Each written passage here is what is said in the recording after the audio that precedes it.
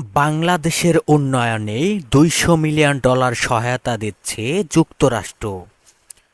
বাংলাদেশের উন্নয়নে অন্তর্বর্তী সরকারের অগ্রাধিকার খাতে $200 মিলিয়ন সহায়তা দেবে যুক্তরাষ্ট্র।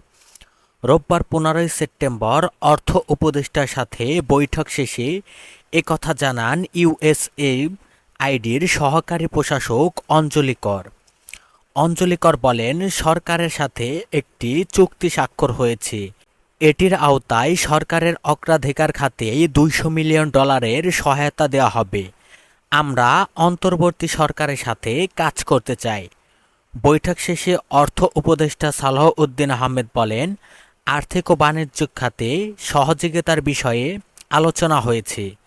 আগের চুক্তির সাথে আরও $200 মিলিয়ন সহায়তা যোগ করা হয়েছে। এই সময় পাচারকৃত অর্থ ফিরিয়ে আনতে দেশটির সহায়তা চাওয়া হয়েছে বলেও জানান তিনি।